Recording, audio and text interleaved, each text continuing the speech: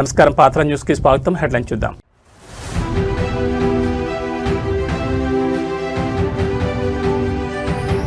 నదుల పరిరక్షణే కూటమి ప్రభుత్వ ధ్యేయం. గోదావరిని కాలుష్యరహితంగా తీర్చిదిద్దామన్న పవన్ కళ్యాణ్.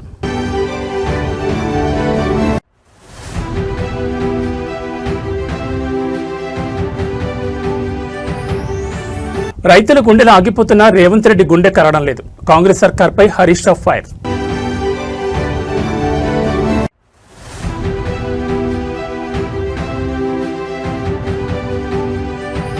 తొండవాడను పాకిస్తాన్తో పోలుస్తావా? చంద్రగిరి ఎమ్మెల్యేను చుట్టుముట్టి నిలదీసిన జనసేన శ్రేణులు.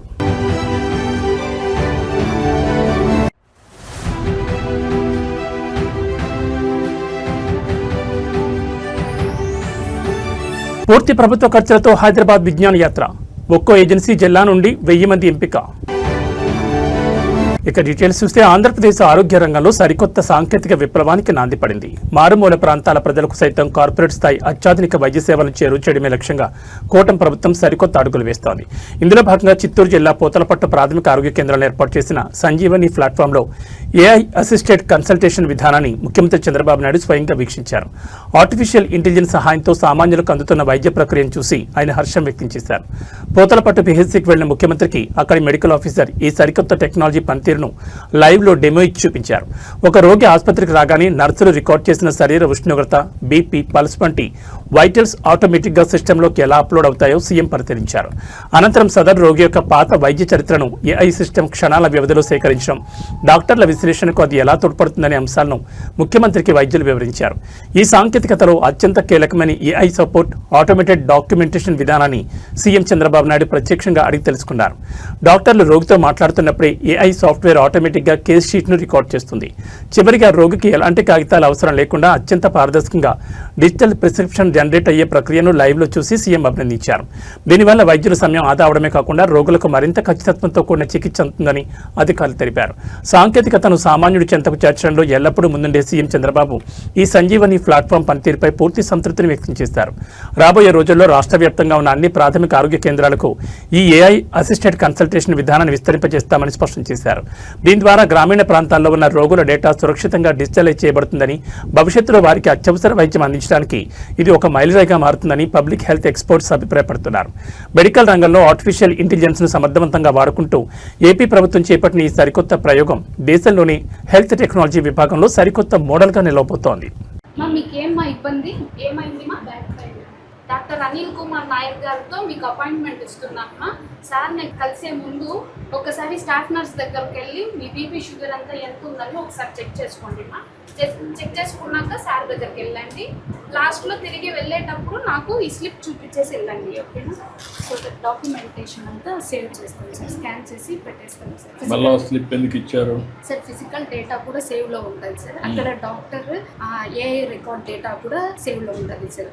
2 పేషెంట్ చూసుకోగలుగుతారు, అలా మన హెల్త్ డిపార్ట్మెంట్లో వైద్యులు కూడా చూసుకోగలుగుతారు. అంటే మీకు ఇక్కడ ప్రింట్ ఇక్కడ నుంచి మీరు డాక్టర్ దగ్గరికి వెళ్ళారు, మొత్తం కంప్లీట్ చేసుకొని వెళ్తారు. వెళ్ళేటప్పుడు మళ్ళీ వచ్చి మీకు స్లిప్ ఇస్తే లాభం ఏంటి? ఏముంది? డాక్టర్ ఆన్ హ్యాండ్ రిటర్న్ చేస్తారు. అది కూడా రాస్తారా? ఇన్ కేసు రెఫరల్ కంటే సీల్ అంతా వేసి పంపిస్తాం. ఇది మళ్ళీ మీరు చెకింగ్ ఏం చేస్తారు ఇక్కడ? సార్ లాస్ట్లో వెళ్ళేటప్పుడు స్కాన్ చేసి అప్డేట్ చేసేస్తాను సార్. స్కాన్ చేసి అప్డేట్ చేసి కాగితం ఇచ్చేస్తాను సార్. ఆ డాక్యుమెంట్ మన దగ్గరను ఉంటుంది. సంజీవిని పోర్టల్ యూజ్ చేసి ఆంధ్రాలో అన్ని చోట్ల ఉంటుంది. ఈ కేసు నేను రెఫర్ చేసినప్పుడు అప్పుడు ఉండే డాక్టర్ కూడా చూసుకుంటారు sir. In case mean while miss అవ్వకుండా డాక్టర్ ఆన్ హ్యాండ్ ట్రీట్మెంట్ రాసింది ఉంటుంది, పోర్టల్లో చెప్పింగ్ ఉంటుంది, 2 ఉంటాయి. వ్యాలిడిటీ ఎక్కువ ఉంటుంది సార్. గుర్తి వాళ్ళకు కూడా కాన్ఫిడెన్స్ ఉంటుంది, చేశారని వాళ్ళకు కూడా రికార్డు ఉంటుంది. ఇప్పుడు నీ దగ్గరకి వచ్చే వాళ్ళల్లో ఎంతమందికి టెక్నాలజీ పైన అనుభవం? ఇప్పటికీ మోర్ దెన్ 8,000 మెంబర్స్ ఈ కార్డ్ మన దగ్గరికి పొందింటారు సార్. వాళ్ళే కాల్స్ చేసిన వాళ్ళు 2,000 అబో కమాండ్ సెంటర్కి కాల్ చేసి అపాయింట్మెంట్ తీసుకొని వచ్చిన వాళ్ళు ఉన్నారు. మన కమాండ్ సెంటర్ వాళ్ళు కూడా ఇప్పుడు ఫాలోఅప్ డేట్ ఏదైనా ఇస్తే ముందు రోజు కాల్ చేసి ఇక్కడ పంపిస్తున్నాం. ఇక్కడ మీ దగ్గరికి వచ్చినప్పుడు ఓటీపీ ఇవ్వడం కానీ అవన్నీ పర్ఫెక్ట్గా చేస్తున్నారు. ఇప్పుడు ఆ అమ్మాయి దగ్గర ఓటీపీ తీసుకున్నారు కదా, ఆ అమ్మాయి చెప్పింది మీరు వేసారు. Why can't ask her send it? అప్పుడు రికార్డ్ చేస్తే ఎవిడెన్స్ ఉంటుంది కదా. ఓరల్గా మీరు తీసుకున్నారు, ఓరల్గా తీసుకున్నప్పుడు నువ్వు కూడా రాయించది. You are sincere. బట్ సిస్టంలో ఎందుకు వచ్చింది, ఆవిడ ఇవ్వాల్సింది నేరుగా ఫోన్ నుంచి చేస్తే రికార్డ్ అయిపోతుంది. That will be more documentation will tell. Andhra Pradesh జీవనాడులైన పవిత్ర నదుల పరిరక్షణ ధ్యేయంగా కూటమి ప్రభుత్వం నడుంబిగించింది. ఇందులో భాగంగా గోదావరి నదిని పూర్తి కాలుష్యరహితంగా తీర్చిదిద్దేందుకు ఉప ముఖ్యమంత్రి పవన్ కళ్యాణ్ కీలక అడుగు వేశారు. నదిలోకి ఎలాంటి మురుగునీరు, పారిశ్రామిక మరియు ప్లాస్టిక్ వ్యర్థాలు చేరకుండా నిరోధించేందుకు తీసుకోవాల్సిన తక్షణ చర్యలపై సమగ్ర నివేదిక సమర్పించాలని ఆయన ఉన్నతాధికారులను ఆదేశించారు. పంచాయతీరాజ్, గ్రామీణాభివృద్ధి మరియు పర్యావరణ శాఖల మంత్రిగా కూడా ఉన్న డిప్యూటీ సీఎం పవన్ కళ్యాణ్ గోదావరి నదీ తీర ప్రాంతాల పారిశుద్ధ్యంపై ఉన్నత స్థాయి సమీక్ష నిర్వహించారు. నగరాలు, గ్రామాల నుంచి వచ్చే మురుగునీరు నేరుగా గోదావరి నదిలో కలవడం వల్ల నదీ జలాలు కలుషితమవుతున్న తీరుపై ఆయన ఆందోళన వ్యక్తం చేశారు. భవిష్యత్ తరాల మనుగడకు నదులను కాపాడుకోవడం అత్యంత ఆవశ్యకమని స్పష్టం చేసిన పవన్ వ్యర్థాల నియంత్రణకు అవసరమైన శాశ్వత మౌలిక వసతులు, డ్రైనేజ్ డైవర్షన్ ప్లాంట్ల ఏర్పాటుపై తక్షణమే నివేదిక సిద్ధం చేయాలని అధికారులకు దిశానిర్దేశం చేశారు. ఈ క్రూషియల్ రివ్యూ వెనుక అత్యంత ప్రతిష్టాత్మకమైన గోదావరి పుష్కరాలు లక్ష్యంగా కనిపిస్తున్నాయి. రాబోయే పుష్కరాల నాటికి కోట్ల సంఖ్యలో తరలివచ్చే భక్తులకు పవిత్రమైన, స్వచ్ఛమైన గోదావరి జలాన్ని అందించడమే ప్రభుత్వ సంకల్పమని డిప్యూటీ సీఎం పేర్కొన్నారు. పుష్కరాల ఘాట్ల వద్ద ప్లాస్టిక్ రహిత నియమాలు కఠినంగా అమలు చేయాలని, నదీ పరివాహక ప్రాంతాల్లో వ్యర్థాల మేనేజ్మెంట్ను పటిష్టం చేయాలని ఆదేశించారు. ఈ భారీ ప్రాజెక్టు ద్వారా గోదావరి నదికి పూర్వవైభవం తీసుకురావాలని పవన్ కళ్యాణ్ అధికారులను కోరారు. గోదావరి నదిని ప్రక్షాళన చేసేందుకు డిప్యూటీ సీఎం పవన్ కళ్యాణ్ స్వయంగా చొరవ తీసుకోవడంపై పర్యావరణ ప్రేమికులు, నదీ తీర ప్రాంత ప్రజలు హర్షం వ్యక్తం చేస్తున్నారు. కేవలం పండుగల సమయాల్లోనే కాకుండా నిరంతరం గోదావరి నది స్వచ్ఛంగా ఉండేలా నివేదికలు తెప్పించుకుని క్షేత్రస్థాయిలో నిధులు కేటాయించేందుకు సిద్ధమవడంపై కూటమి ప్రభుత్వం నిబద్ధత స్పష్టమవుతోందని రాజకీయ విశ్లేషకులు భావిస్తున్నారు. గోదావరి నది పవిత్రతను కాపాడడంతో పాటు పర్యావరణ సమతుల్యత కోసం ఉప ముఖ్యమంత్రి పవన్ కళ్యాణ్ తీసుకున్న నిర్ణయం అద్భుతమైన మార్పులకు నాంది పలుకుతుందని ఆశిస్తున్నారు. ఓవరాల్గా ఇట్లాంటి ఎఫ్లూయెన్స్ స్టేట్ వైడ్, మన డిస్ట్రిక్ట్ వైడ్ ఎక్కడ వెళ్తున్నాయి ఒకసారి నాకు నోట్ ఇవ్వండి. ఒకసారి పీసీబీ దగ్గర ఉందా, ఐడియా ఉందా వాళ్ళ దగ్గర? డేటా అది ఇవ్వండి ఒకసారి. అంటే ఒకసారి పాయింట్ ఇట్లాంటి ఏమున్నాయి అంటే ఏంలా మీరు ఏమొచ్చినా సరే ఆ నదిలోకి చిన్న ప్లాస్టిక్ కవర్ రాకుండా ఉండాలంటే ఏం చేయాలి? Latest talk about it. అంటే ముందు ఒకసారి ఉంది కదా, అవును సార్.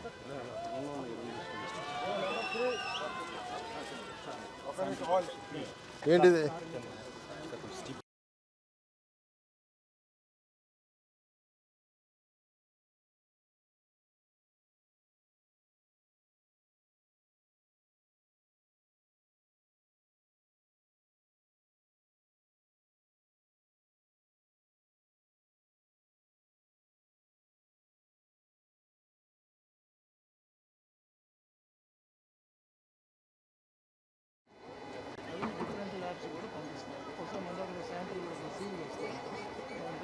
హైదరాబాద్లోని ముఖ్యమంత్రి నివాసంలో ఒక ఆసక్తికర రాజకీయ భేటీ చోటు చేసుకుంది. తమిళనాడు రాష్ట్రంలో ఇటీవల నూతనంగా మంత్రిగా బాధ్యతలు స్వీకరించిన పి విశ్వనాథన్ నేడు తెలంగాణ ముఖ్యమంత్రి రేవంత్ రెడ్డిని మర్యాదపూర్వకంగా కలుసుకున్నారు.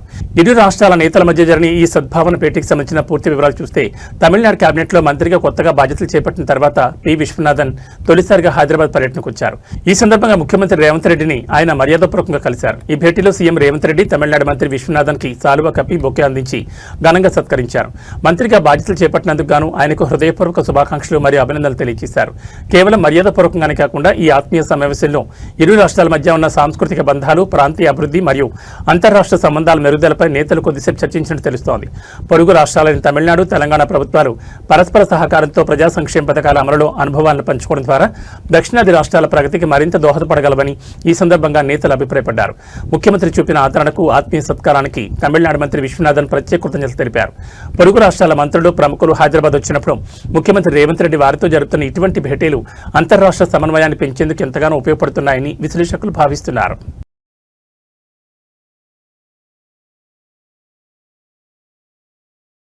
తెలంగాణలో ధాన్యం కొనుగోళ్ల చుట్టూ రాజకీయం వేడెక్కింది. ఐకేపీ కేంద్రాల్లో నెల రోజులుగా వడ్ల కుప్పల ముందే రైతులు పడిగాపులు కాస్తున్నా ప్రభుత్వం పట్టించుకోవడం లేదంటూ బీఆర్ఎస్ సీనియర్ నేత మాజీ మంత్రి హరీష్ రావు కాంగ్రెస్ సర్కార్పై తీవ్రస్థాయిలో విరుచుకుపడ్డారు.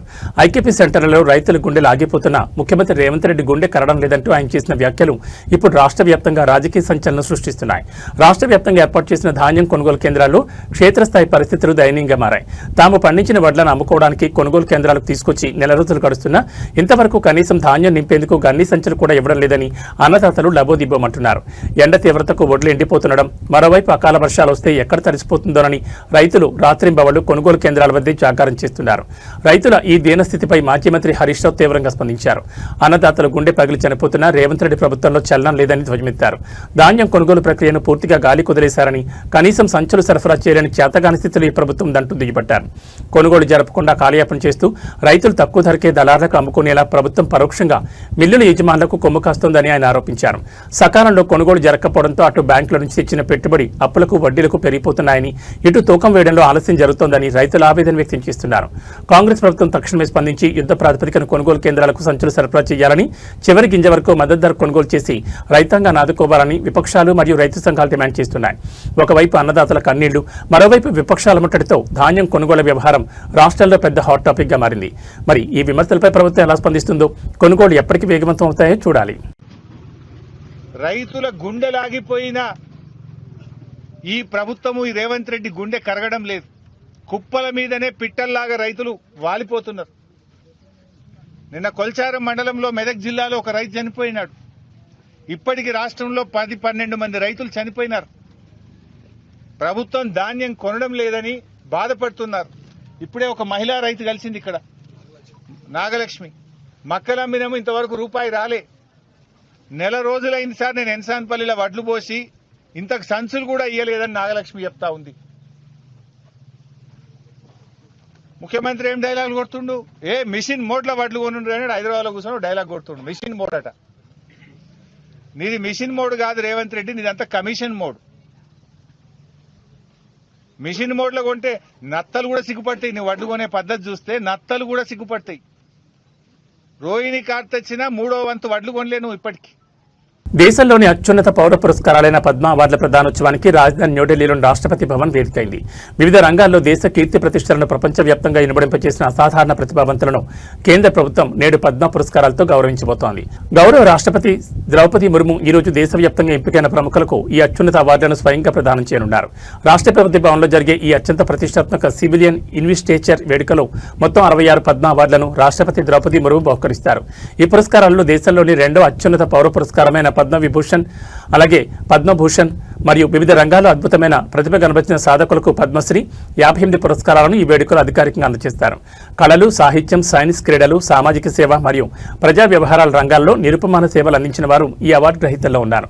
ఈ మహోన్నత కార్యక్రమానికి భారత ప్రధానమంత్రి నరేంద్ర మోడీ, కేంద్ర హోంమంత్రి అమిత్ షాతో పాటు పలువురు కేంద్ర మంత్రులు, అత్యున్నత స్థాయి దౌత్యవేత్తలు మరియు రక్షణ రంగాల అధిపతులు హాజరు కానున్నారు. దేశ ప్రగతిలో భాగస్వాములైన అన్సంగ్ హీరోస్ అనబడి తెర వెనుక సామాన్య ప్రతిభావంతులను గుర్తించి ఈ వేదికపై గౌరవిస్తుండడం ఈ పద్మ అవార్డుల ప్రత్యేకత సాంప్రదాయం. పద్ధతిలో సాగే ఈ అట్టహాస వేడుకను వీక్షించేందుకు దేశ ప్రజలందరూ ఎంతో ఆసక్తిగా ఎదురుచూస్తున్నారు. ఈ ఏడాది పద్మ పురస్కారాలు అందుకుంటున్న వారిలో తెలుగు రాష్ట్రాలైన ఆంధ్రప్రదేశ్ మరియు తెలంగాణకు చెందిన పలువురు ప్రముఖులు ఉండడం విశేషం. సాహిత్యం, సంస్కృతి, వైద్యం మరియు సేవా రంగాల్లో తెలుగు నేల ఖ్యాతిని చాటిన వీరు నేడు రాష్ట్రపతి చేతుల మీదుగా ఈ ప్రతిష్టాత్మక అవార్డులను స్వీకరించి దేశ రాజధానిలో తెలుగు జెండాను ఎగరవేయబోతున్నారు.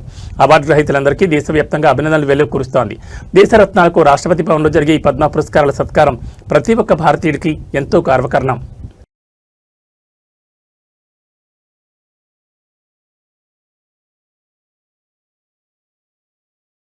గుంటూరు జిల్లాలో ఒక కీలక అగ్ని ప్రమాద వార్త చోటు చేసుకుంది. అమరావతి పరిధిలోని ప్రముఖ చారిత్రక ఆధ్యాత్మిక ప్రాంతమైన ఉండవల్లి కొండ పరిసరాల్లో ఒక్కసారిగా మంటలు చెలరేగడం తీవ్ర కలకలం రేపింది. అయితే అగ్నిమాపక సిబ్బంది సకాలంలో స్పందించి భారీ ప్రమాదం తప్పించారు. కొందరు గుర్తు తెలియని ఆకతాయిలు చేసిన నిర్లక్ష్య పని కారణంగానే ఈ ప్రమాదం జరిగినట్లు తెలుస్తోంది. ఉండవల్లి కొండపై ఉన్న ఎండిన పొదలు, గడ్డకి ఆకతాయిలు కావాలని నిప్పు పెట్టడంతో అవి క్షణాల వ్యవధిలో కొండ ప్రాంతమంతా విస్తరించాయి. వేసవి తీవ్రతకు ఎండలు మండిపోతుండటంతో మంటలు వేగంగా పైకి ఎగిసిపడ్డాయి. దట్టమైన పొగలు కమ్ముకోవడంతో స్థానికులు మరియు పర్యాటకులు తీవ్ర భయాందోళనకు గురయ్యారు. స్థానికుల సమాచారం మేరకు ఫైర్ సిబ్బంది వెంటనే ఫైర్ ఇంజన్లతో క్షేత్రస్థాయికి చేరుకున్నారు. కొండ ప్రాంతం కావడంతో నీటి వాహనాలు వెళ్లేందుకు కాస్త ఇబ్బంది ఎదురైనప్పటికీ అగ్నిమాపక సిబ్బంది అత్యంత శ్రమించి మంటలను నలువైపులా వ్యాపించకుండా అడ్డుకున్నారు. నిరంతరాయంగా నీటిని చిమ్ముతూ గంటల పాటు శ్రమించి ఎట్టకేలకు మంటలను పూర్తిగా అదుపులోకి తెచ్చారు. ప్రస్తుతం పరిస్థితి పూర్తిగా అదుపులో ఉందని, ఎవరూ ఆందోళన చెందాల్సిన అవసరం లేదని అటవీ అగ్నిమాపక శాఖ అధికారులు స్పష్టం చేశారు. చారిత్రక కట్టడాలకు ఎలాంటి నష్టం వాటిల్లకపోవడంతో అందరూ ఊపిరి పీల్చుకున్నారు. పురాతన పర్యాటక ప్రాంతాల్లో ఇలాంటి బాధ్యతారాహిత్య పనులను పాల్పడే ఆకతాయిలపై పోలీసులు కఠిన చర్యలు తీసుకోవాల్సిన అవసరం ఎంతైనా ఉంది.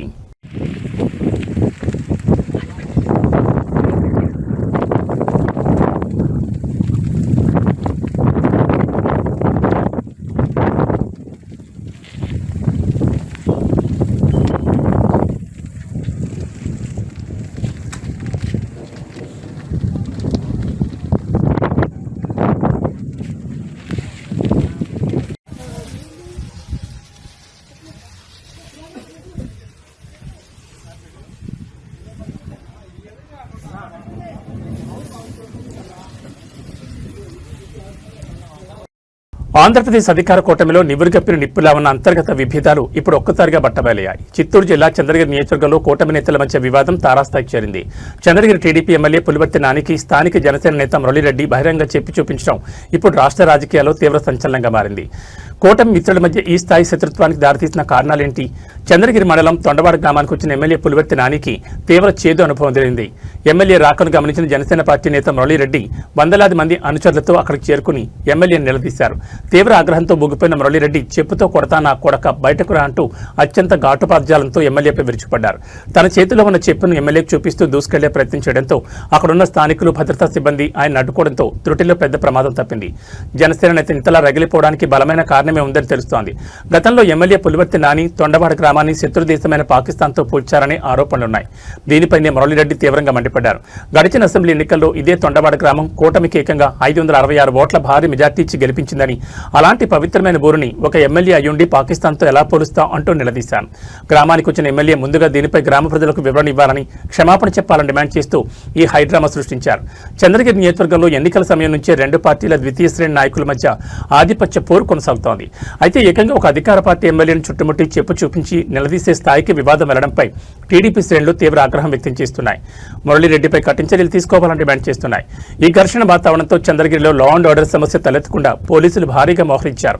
ఈ వ్యవహారం కాస్త అమరావతికి చేరడంతో కూటమి అగ్రనాయకత్వం దీనిపై ఎలా స్పందిస్తుందో అన్నది ఉత్కంఠకరంగా మారింది. నియోజకవర్గంలో ప్రజా సమస్యలను పక్కన పెట్టి కూటమి నేతలు ఇలా వీధి పోరాటాలకు దిగడం పట్ల స్థానిక ప్రజలు అసహనం వ్యక్తం చేస్తున్నారు. మరి ఈ చెప్పు వివాదం చంద్రగిరి రాజకీయాల్లో ఎలాంటి మలుపులు తిప్పబోతుందో చూడాలి. పులవర్తి నాని కొండవాడిని పాకిస్తాన్ తో పోల్చాడు. ఓడక్క ఈరోజు ఈ చెప్పుతో కొడతా నా కొడుకు.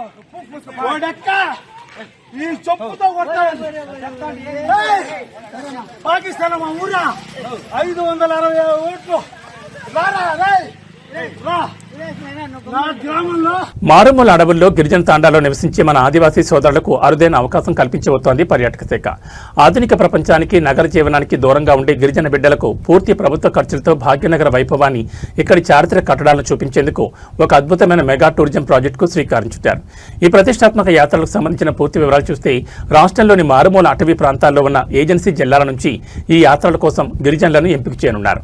ఒక్కో జిల్లా నుండి దాదాపు 1000 మంది చొప్పున లబ్ధిదారులను ఎంపిక చేసి వారిని ప్రత్యేక బస్సుల ద్వారా హైదరాబాద్ నగరానికి తీసుకురావాలని పర్యాటక శాఖ నిర్ణయించింది. ఈ యాత్రకు అయ్యే రవాణా, వసతి, భోజన ఖర్చులన్నింటినీ పూర్తిగా ప్రభుత్వం వివరిస్తుంది. అడవి దాటి ఎన్నడూ బయట ప్రపంచాన్ని చూడని ఎంతో మంది అమాయక గిరిజనులకు నగర సంస్కృతిని, అభివృద్ధిని పరిచయం చేయడమే ఈ వినూత్న యాత్ర ముఖ్య ఉద్దేశం. ఈ విజ్ఞాన యాత్రలో భాగంగా హైదరాబాద్ నగరంలోని ప్రపంచ ప్రసిద్ధిగాంచిన చారిత్రక ప్రదేశాలైన చార్మినార్, గోల్కొండ కోట, సాలార్జంగ్ మ్యూజియం వంటి వాటిని వీరు సందర్శించనున్నారు. కేవలం చరిత్రనే కాకుండా మారుతున్న నవీన సాంకేతికతను చూపించేందుకు వీలుగా ఐటీ కారిడార్, హైటెక్ సిటీ, మెట్రో రైల్ ప్రయాణం వంటి ఆధునిక నగరాభివృద్ధి అద్భుతాలను కూడా వీరికి దగ్గరుండి చూపించనున్నారు. ఈ పర్యటన ద్వారా ఆదివాసీల్లో, ముఖ్యంగా గిరిజన యువతలో సరికొత్త ఆలోచనలు, విజ్ఞానం పెంపొందుతాయని ప్రభుత్వం భావిస్తోంది. పర్యాటక శాఖతో పాటు గిరిజన సంక్షేమ శాఖ సంయుక్తంగా ఈ మెగా యాత్రల బాధ్యతను తీసుకోబోతున్నాయి. సుదూర ప్రాంతాల నుంచి వచ్చే గిరిజనులకు ఎలాంటి ఇబ్బందులు కలగకుండా ప్రతి బస్సుకు ప్రత్యేక గైడ్లతో పాటు వైద్య సదుపాయం కూడా కల్పించనున్నారు. త్వరలోని జిల్లాల వారీగా లబ్ధిదారుల ఎంపిక ప్రక్రియ ప్రారంభం కానుంది. ఈ నిర్ణయంపై ఏజెన్సీ ప్రాంతాల్లోని గిరిజన సంఘాలు, ప్రజలు హర్షం వ్యక్తం చేస్తున్నారు. అడవి బిడ్డల మొహాల్లో సంతోషాన్ని చూడడంతో పాటు వారికి నగర విజ్ఞానాన్ని అందించేందుకు పర్యాటక శాఖ తీసుకున్న ఈ చొరవ నిజంగా అభినందనీయం.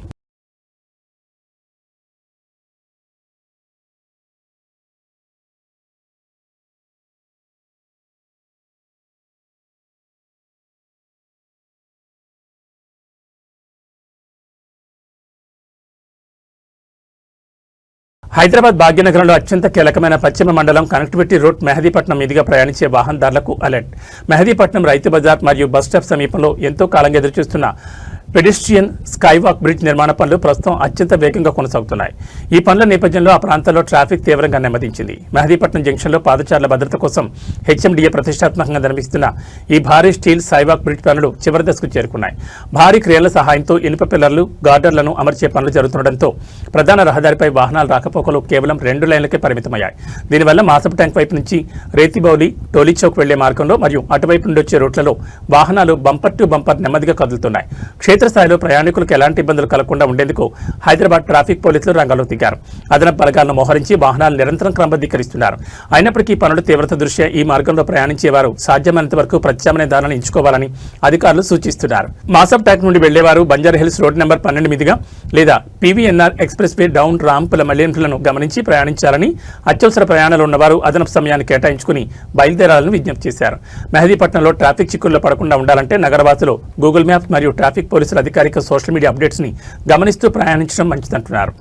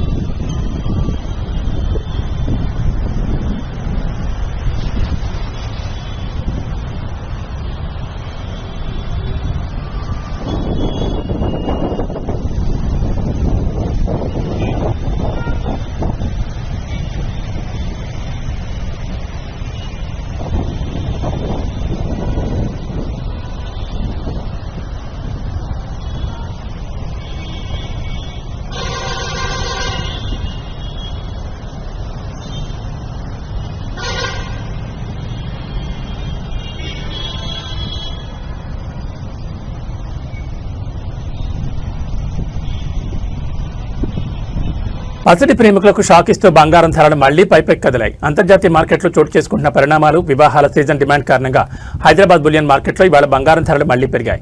పసిడితో పాటు వెండి ధరలు కూడా అదే బాటలో పయనిస్తూ సామాన్యులకు మరింత భారాన్ని కలిగిస్తున్నాయి. ఇవాళ బులియన్ మార్కెట్ ముగిసే సమయానికి 24 క్యారెట్ల 10 గ్రాముల స్వచ్ఛమైన పసిడి ధరపై ₹320 ఎగబాకి ఏకంగా 1,59,380కి చేరింది. అదేవిధంగా ఆభరణాల తయారీకి ఉపయోగించే 22 క్యారెట్ల 10 గ్రాముల బంగారం ధర కూడా 300 మేర పెరిగి ప్రస్తుతం మార్కెట్లో 1,46,100 పలుకుతోంది. గత కొన్ని రోజులుగా స్థిరంగా ఉన్న రేట్లు ఒక్కసారిగా మళ్లీ పెరగడం కొనుగోలుదారులు ఆందోళన రేకెత్తిస్తోంది. మరోవైపు వెండి ధరలు కూడా భారీ స్థాయిలోనే కొనసాగుతున్నాయి. నేడు మార్కెట్లో 1 కేజీ సిల్వర్ రేటు 2,95,000 వద్ద స్థిరంగా కొనసాగుతోంది. అయితే ఈ ధరలు కేవలం ప్రాథమిక బులియన్ మార్కెట్లో రేట్లు మాత్రమేనని, తెలుగు రాష్ట్రాలైన ఆంధ్రప్రదేశ్, తెలంగాణలోని వివిధ నగరాలు మరియు ప్రాంతాలను బట్టి స్థానిక పన్నులు మరియు జ్యువెలరీ షోరూంల మేకింగ్ ఛార్జీలను బట్టి తుది ధరల్లో కొంతమేర తేడాలుండే అవకాశం ఉందని మార్కెట్ నిపుణులు స్పష్టం చేస్తున్నారు. పెళ్లిళ్ల సీజన్ నడుస్తున్న తరుణంలో బంగారం ధరలు ఎలా పెరగడం మధ్యతరగతి కుటుంబాలకు ఇబ్బందికరంగా మారనుంది. అయితే సురక్షిత పెట్టుబడిగా భావించే బంగారం వైపు ఇన్వెస్టర్లు మొగ్గు చూపుతుండటంతో ధరలకు ఇంకా రెక్కలొచ్చే అవకాశం ఉందని అంచనా వేస్తున్నారు.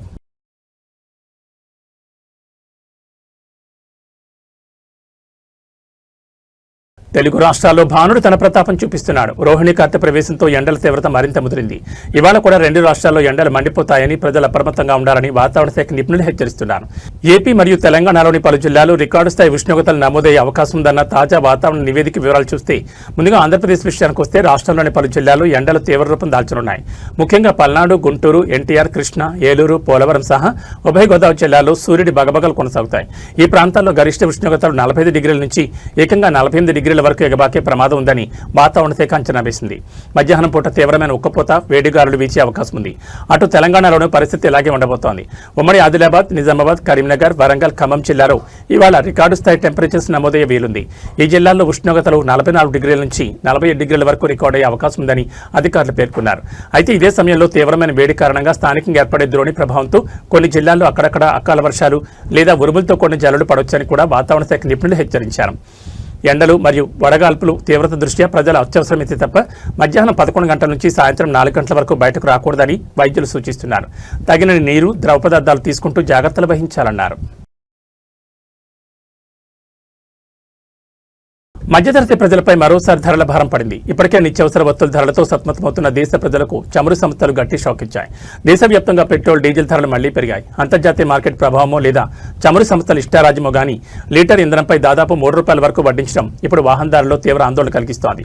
చమురు సంస్థలు సవరించిన ధరల ప్రకారం లీటర్ పెట్రోల్పై ₹2.84, అలాగే లీటర్ డీజిల్పై ₹2.86 అదనంగా పెరిగాయి. ఈ ధరల పెంపుతో తెలుగు రాష్ట్రాల్లోని ప్రధాన నగరాల్లో ఇంధన ధరలు సెంచరీ దాటి ఎక్కడో మైలురాళ్లను తాకుతున్నాయి. ముఖ్యంగా రవాణా రంగంపై ఆధారపడిన డీజిల్ ధర కూడా పెట్రోల్తో పోటీ పడుతూ పెరగడం అన్ని రంగాలపై ప్రభావం చూపే ప్రమాదం కనిపిస్తోంది. రెండు రాష్ట్రాల ప్రధాన నగరాల్లో మారిన ధరల వివరాలను ఒకసారి పరిశీలిస్తే ఆంధ్రప్రదేశ్ సాంస్కృతిక రాజధాని విజయవాడలో లీటర్ పెట్రోల్ ధర ఏకంగా ₹117.19 చేరింది. అలాగే డీజిల్ ధర లీటరుకు ₹104.88 నమోదైంది. మరోవైపు తెలంగాణ రాజధాని హైదరాబాద్లోనూ ఇంధన ధరలు బగ్గుమన్నాయి. భాగ్యనగరంలో లీటర్ పెట్రోల్ రేటు ₹115.58 చేరగా డీజిల్ ధర లీటరు ₹103.74గా కొనసాగుతోంది. జిల్లాల వారీగా లోకల్ ట్యాక్సుల ఆధారంగా ఈ ధరలు మరికొంత పెరిగే అవకాశం ఉంది. ఈ ఆకస్మిక ధరల పెంపుపై వాహనదారులు, సామాన్య ప్రజల నుంచి తీవ్ర వ్యతిరేకత వ్యక్తమవుతోంది. డీజిల్ ధరలు పెరగడం వల్ల లారీలు, ఇతర రవాణా వాహనాల ఛార్జీలు పెరిగి తద్వారా కూరగాయలు, ఇతర నిత్యావసర వస్తువుల ధరలు కూడా ఆకాశం తాకుతాయని సామాన్యులు ఆవేదన వ్యక్తం చేస్తున్నారు. ప్రభుత్వం తక్షణమే జోక్యం చేసుకుని పన్నులు తగ్గించడం ద్వారా ఇంధన ధరలను అదుపు చేయాలని డిమాండ్ చేస్తున్నారు. పెరిగిన ధరలు బడ్జెట్ను తలకిందులు చేస్తుంటే సామాన్యుడి బండి బయటకు తీయాలంటేనే భయపడే పరిస్థితి వస్తోంది. మరి ఈ ధరల పెంపుపై ప్రభుత్వం ఎలా స్పందిస్తుందో చూడాలి. ఇవి బులెటిన్ విశేషాలు. మరో బులెటిన్లో మళ్ళీ కలుసుకుందాం. నమస్కారం.